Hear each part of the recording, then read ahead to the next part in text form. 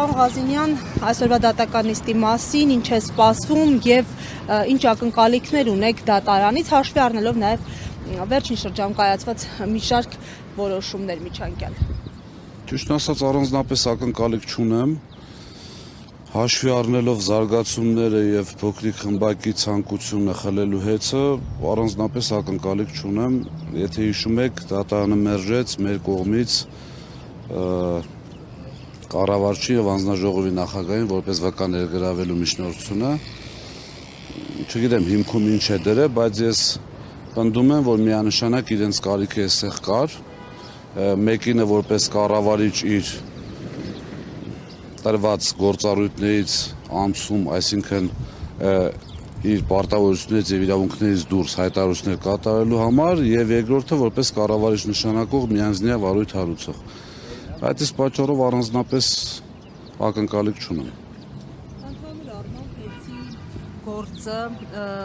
ուր է մեզ տանում եւ միտումը որն է, այս գերակա շահ ճանաչելու վերաբերյալ որոշումից հետո ինչ սպասել հետի ճակատագրով եւ որ դեպքում հնարավոր կլինի կանխել այս սցենարը։ Եթե տեղյակ եք, միջնորդություն է ներկայացվել մեզ այդ երամսյա ժամկետում առաջարկ անելու վերաբերյալ այդ խնդիրները որ կար, ուժ ծանուցելու, չստանալու դատարանը հայցի ապահովում է կիրառել մինչև մայիսի 25-ը հետաձգել, այսինքն բանակցությունների փուլը մինչև մայիսի 25-ը ներառյալ, այդ իսկ պատճառով գերակաշահ ճանաչելու 60 հոդվածի հայտարարությունը կառավարչի կողմից համարվեց անօրինական, շատ զարմանալի է, որ իրենք էլ տեղյակ չեն, եւ ընդհանրապես իրավունքների մեջ չի դրա մասին խոսելը։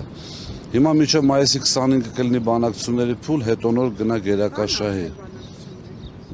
Մենք հակված չենք։ Եվ որ դեպքում աներեգություն հնարավոր հասնել կոնսենսուսի որևէ հարցով։ Ճիշտն ասած, դա սեփականատիրոջ միանձնյա որոշումը կարող է լինել, բայց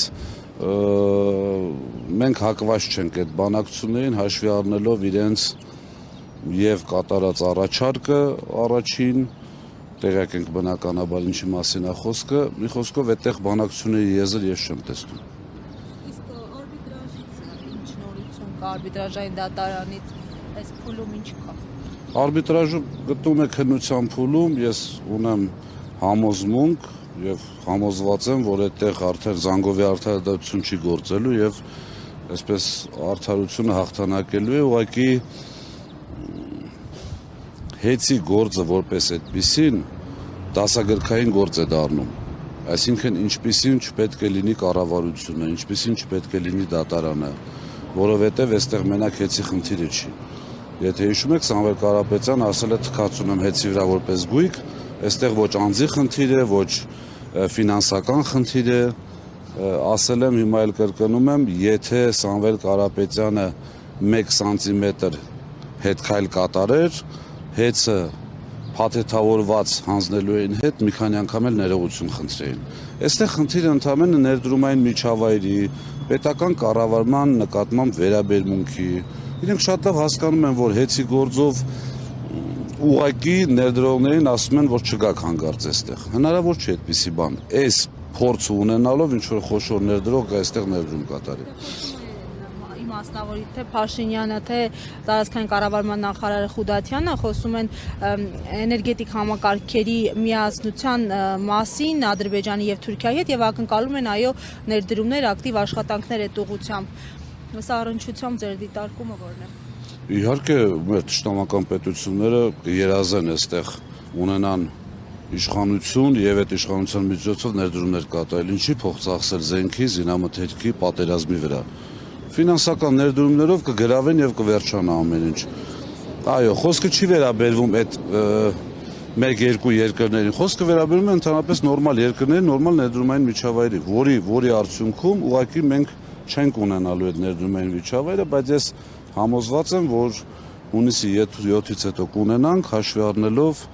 ապագա վարչապետ Սամվել Կարապետյանի կապեր եւ հեղինակություն։ Պարոն Ղազինյան, ընդհանուր առմամբ ինչ եք կարծում այս հեցի պետականացմանը միտված այս գործընթացները, որ կատարում են, սա տանելու է նրան, որ կպետականացնեն, թե այնուամենայնիվ որևէ մասնավոր ընկերություն